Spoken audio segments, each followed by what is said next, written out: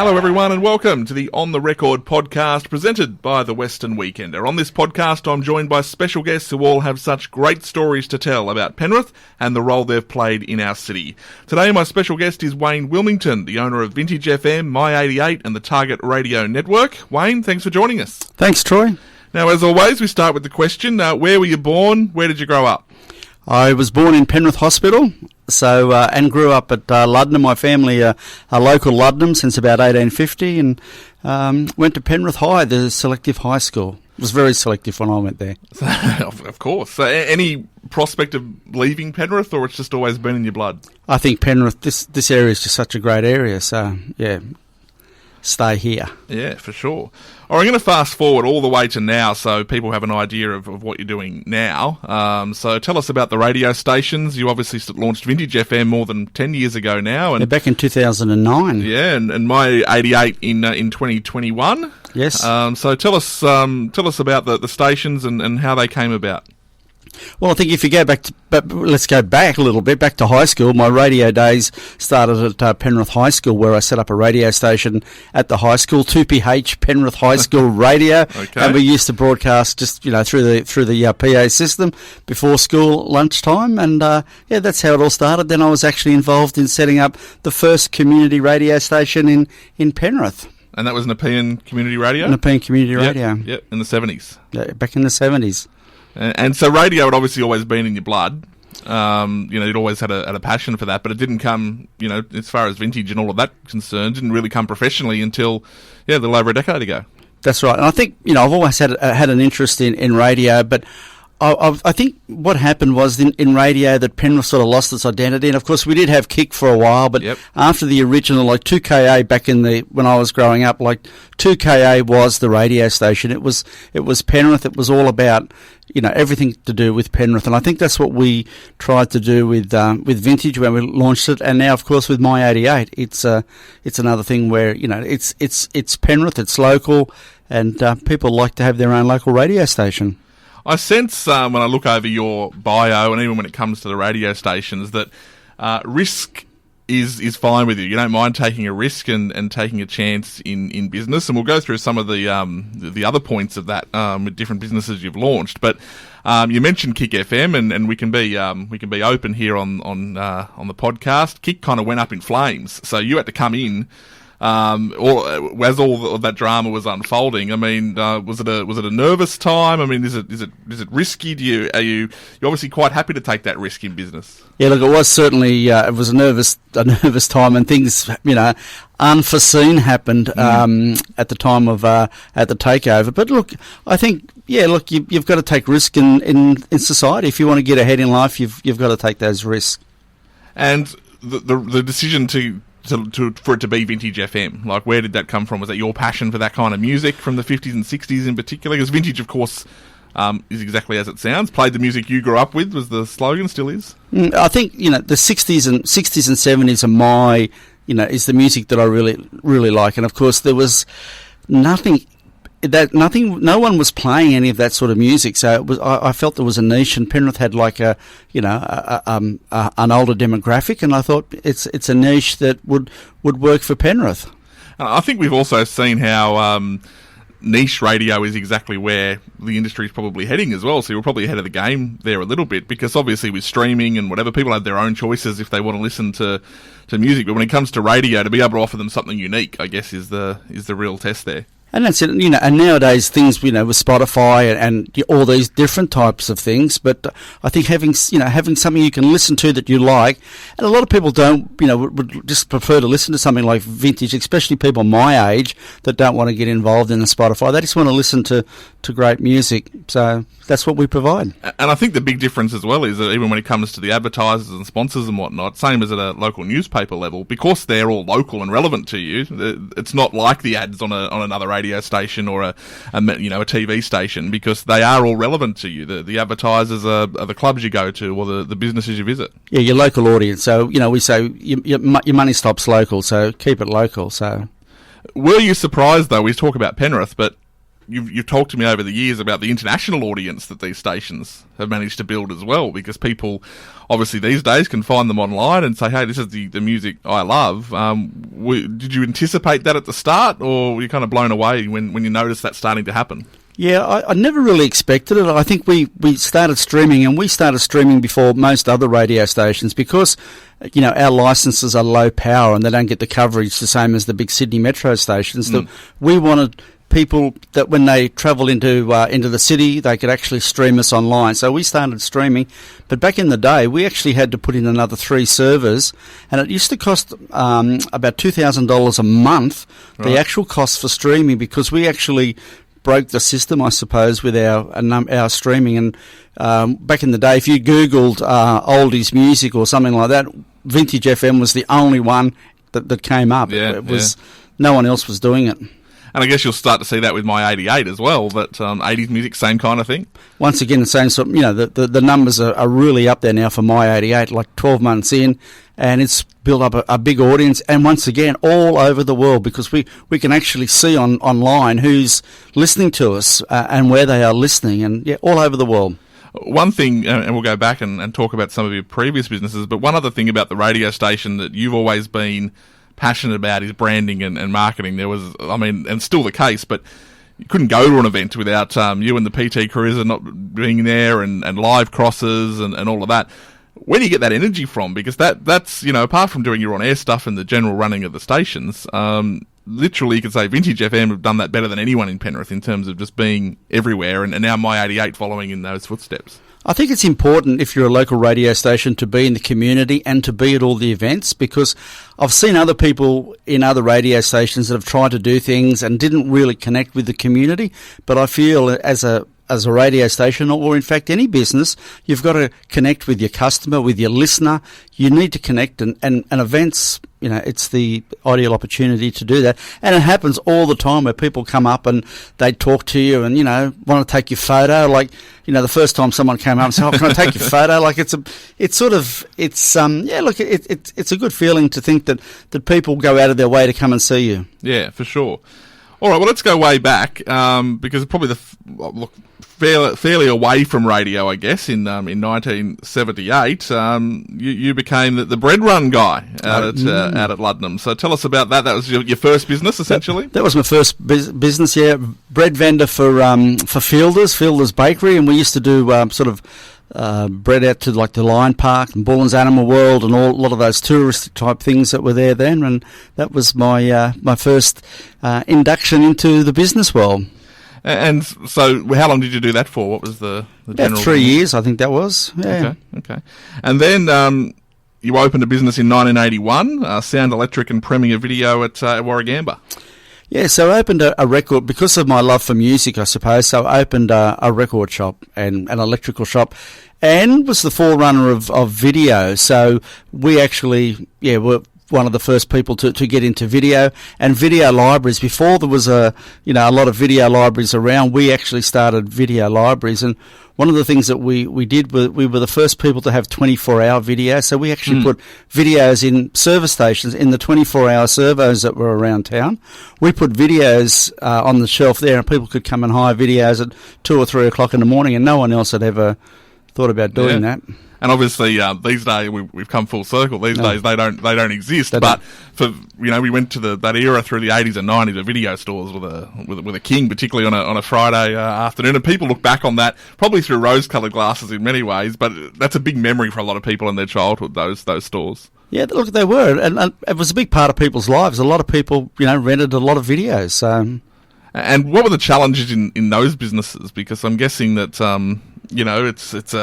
it's a weird world, like renting out videos and the trust factor that comes into it. It was as much as we look back on it, as I say, with some good nostalgia and whatnot, pretty difficult business to run, I'm guessing. Well, yeah, look, it was. We pay on average like $120 for a video, or if it was one of the like Mad Max. I think Mad Max 1 when it came out, $150. So we were buying videos, and you had to buy like quite a few of that particular video, and of course, theft was people would fraud, or people would lose them, or even that they'd wreck the tape, they'd chew it up, and things would chew up the videotape. So different issues like that were were always a bit of a problem, especially I think in the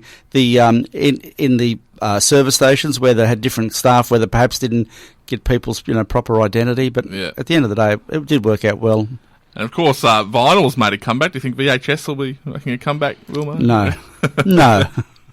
Yeah, it's amazing, isn't it? Though those stores. I mean, you think about.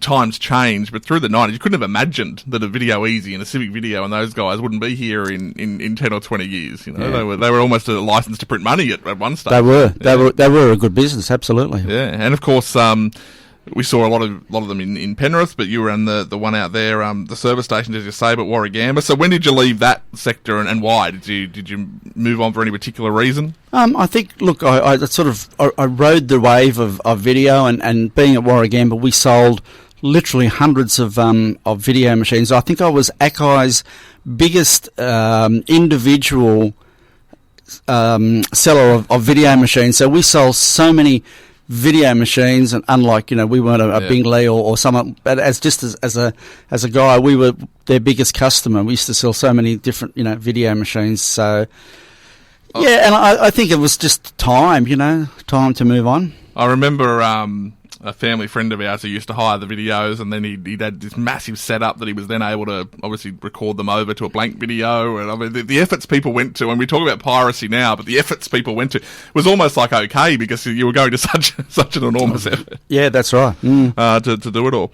Now let's talk about your time at Caltex Depot, because that was in 2003, and yet again, and I'm fast forwarding a little bit, but yet again you became really innovative in terms of things like with petrol prices and things like that. And I remember a front page of the Weekender actually when you introduced 7-day fixed fuel pricing, which we don't really have at all now. But tell us about that and how you got involved in that industry. That's a big switch.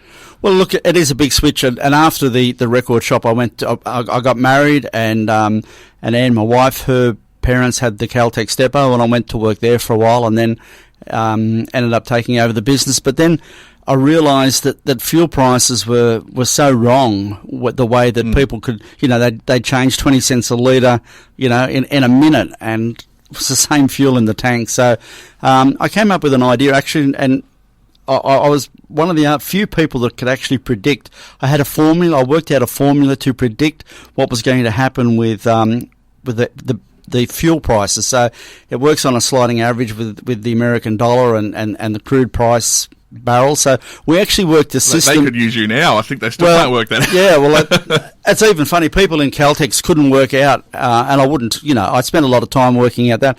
But then we released 7-day pricing. So we did that, and because we had the Caltex Depot, we had a fleet of tankers, and we delivered fuel to service stations all over Sydney. We branded, some were branded like Caltex, some were branded Ampol, and we had our own brand, which was called Total Fuel. Mm-hmm. And all those guys had 7-day pricing, and we were the first people, I believe, in the world that actually put price boards on the internet, so people could actually look at the servo, look at a particular servo, and go, oh yeah, that's the price there. It's 70 cents a litre today, and what it meant was that gone was the whole, it's Tuesday cheap day, or have I got to worry about what the petrol price is going to be on Friday? You were just a fixed price. A fixed price. And look, it worked well, and yeah, it was something that actually worked well, and someone should reintroduce it now. So I imagine it had, wins and losses. I mean, there would have been times when the servo across the road was more expensive, but potentially cheaper as well. So I guess it worked both ways. Yeah, look, it does, but we built up a loyal base, because people love the thing, knowing that was a fixed price. So even in Corrine Avenue, the BP across the road from us may have been cheaper sometimes, but we'd have a queue and he wouldn't, because people just loved the fact that they supported you, and Penrith people do that. They like to support those that support them. And there's nothing like petrol, I think, to galvanise people in the, they hate that the price has gone up from what it was yesterday, but more so you drive, 2 kilometres down the road and 20 cents cheaper price or something like that. Well, you see that all the time now, don't you? Yeah. And it's interesting how you were able to do that, and it's not happening now. You would think that it would be something that would definitely be of interest out there. Yeah, I don't know that anybody else has ever done it either. It's probably something that's a little bit unique. So now, you did some other things in that sort of motoring world as well. Another first thing you did was the high grade diesel, super diesel. So tell us about that in 2008 as well. Well, pollution and, driving with trucks, and we had our own fleet of trucks and used to spend a fortune on fuel. But I learned that you could actually do stuff with diesel to actually make it give you better mileage, like a fuel additive. And I actually experimented. I joined with a company, and we came up with this additive that we could put in our fuel that would give you a lot better mileage. So that plus a lot less emissions. So therefore, it was a bit of a win-win. So you were ahead of the game in the climate change war and the emissions war. Well, yeah, and no one was sort of thinking about worried about that sort of stuff. So we were actually a leader in that. And then, of course, now all the oil companies have now introduced different grades of diesel, but we were the first people to have like a super diesel. Yes. And so the decision then to leave Caltex, did that coincide with the vintage arrival? Was that sort of around the same time? Well, yeah. Look, what it was is because we were independent and the oil companies like to control fuel pricing and stuff like that. They hated what we were doing.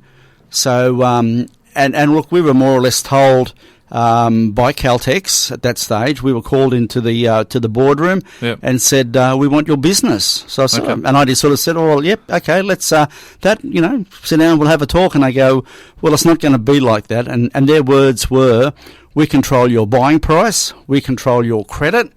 You'll either work with us or we'll send you broke in 3 months." So you had become successful from a customer viewpoint and much loved by customers, but not by the brand that sat above you. 100%. Yeah, 100%.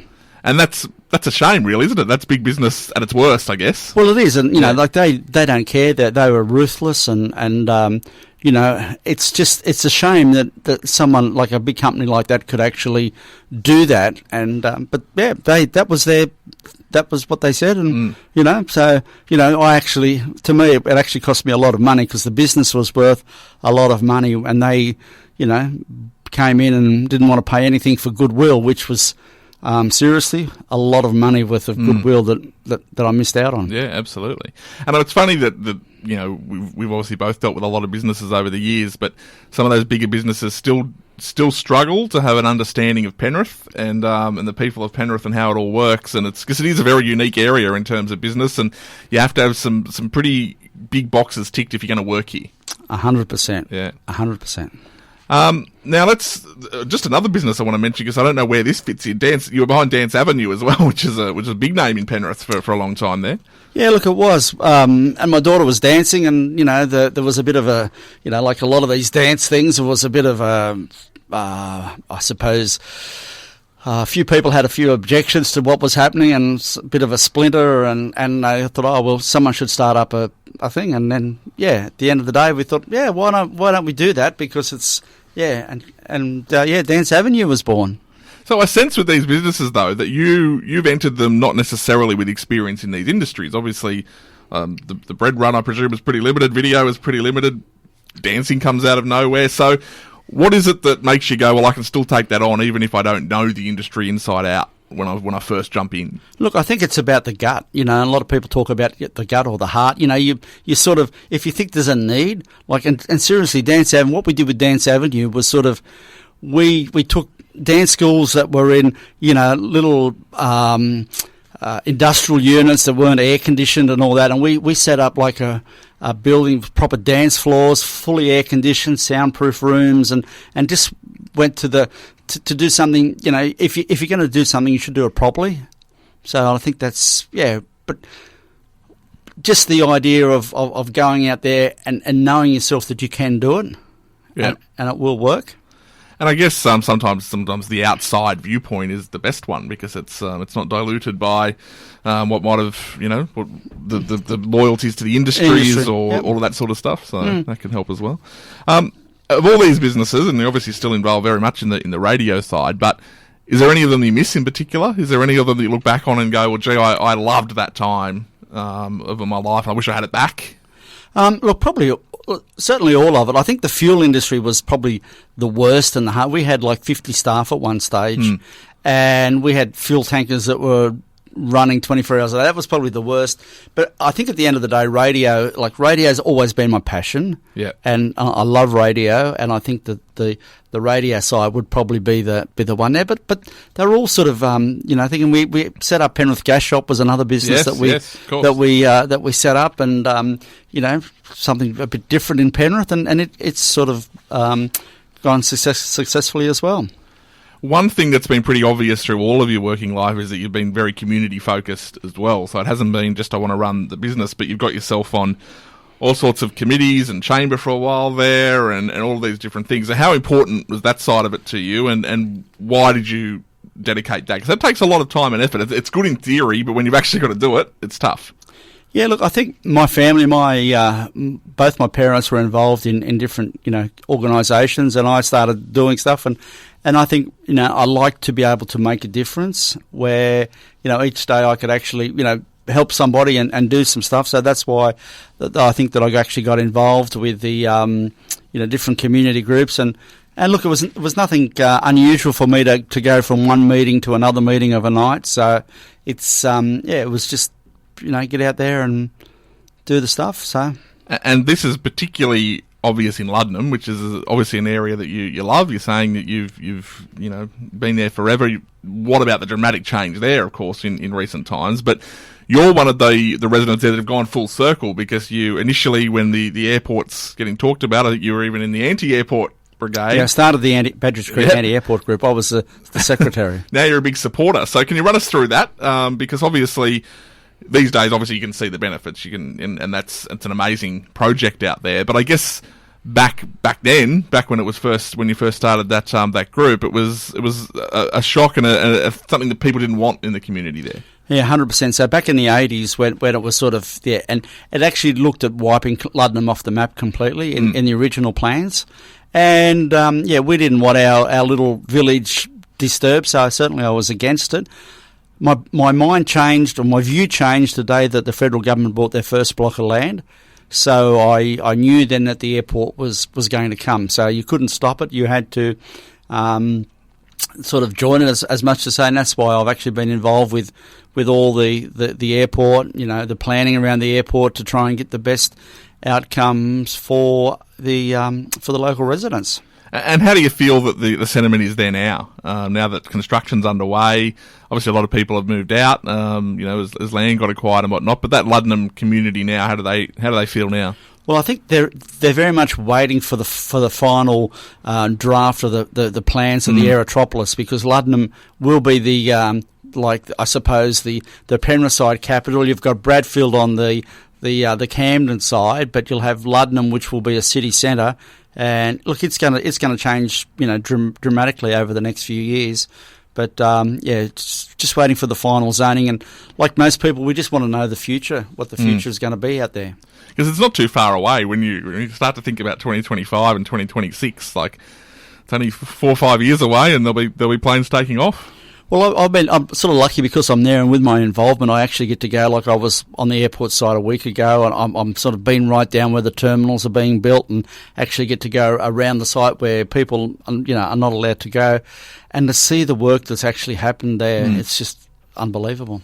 And that's had a big, a big improvement for Penrith as well, because obviously as a result of an airport being built, not too far away, we've seen significant road upgrades and hospital upgrades, and Penrith, and you've worked here for a long time and lived here for a long time, is in this difficult period, I think, where there are people who just want to hang on to the old Penrith, and then there's the ones who embrace it and those in the middle. So it's a tough little period, I guess, for Penrith at the moment. Yeah, look, it is. But, change is probably always good.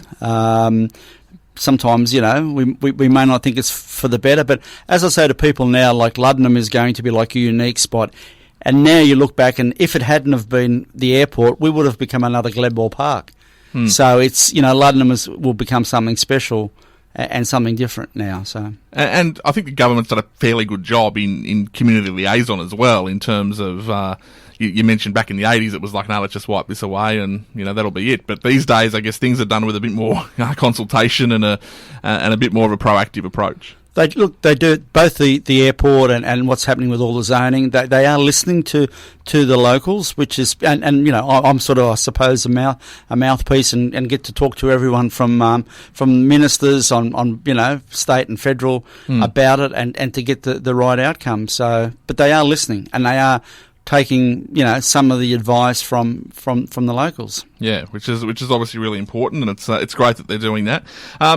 Charity work as well has been big in your life, and through Vintage and whatnot, you were able to launch Music for Life, which is a fantastic initiative. Can you just tell us a little bit about that? And obviously you've got a personal connection with that charity in particular, in regards to Charlie Teo and brain cancer. Yeah, well, Anne wouldn't be here today if it wasn't for Charlie Teo. So, you know, and Anne wanted to do something. I suppose she let me have the radio station, and she said, "Oh, look, you know, I want to do something to raise some money." So we started Music for Life, and you know, we've raised just on $500,000 for brain cancer research. So from the Penrith area, which is absolutely great. And obviously a difficult time with Anne's battle, but as you say, a remarkable result when at times it didn't look like it would result that way. Yeah, no. So, but Penrith people, you know, seriously, Penrith people always are always there and always happy to help. And what about that Music for Life and even the stations and the businesses during the pandemic? Because that's been disruptive for everybody. How have you come through it and all of the things you're involved in? Yeah, look, certainly it's been really hard, and for Music for Life, you know, 2 years now where we haven't been able to have our ball, and in the radio business, COVID has you know, really hit us hard with all our advertising. We've lost 85% of our revenue, which makes it hard, but the costs are still there. You're still running the business as normal. So yeah, it's been a bit hard.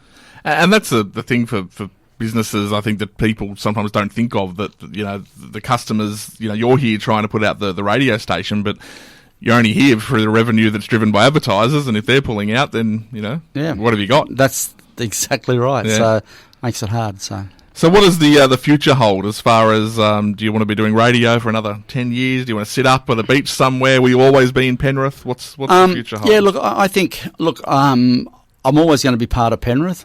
I love the Gold Coast as well. Okay. So the Gold Coast is a lovely spot, and but look, I'm always going to be, you know, entrenched in Penrith and that Luddenham area. I need to, you know, I couldn't move away. You know, I could do some, you know, extended trips and stuff like that. But yeah, I don't see me sort of leaving the area. Are you a retirement person? Are you someone who says, I'm done? No, I don't think so. Yeah, I don't think so. And what about politics? As obviously you've been involved in, you know, the airport groups and whatnot. Council, state, federal politics. Do you see yourself doing any of that? I've actually been. I've had lots of discussions about, well, certainly council. I've actually been asked by lots of people and to run for council.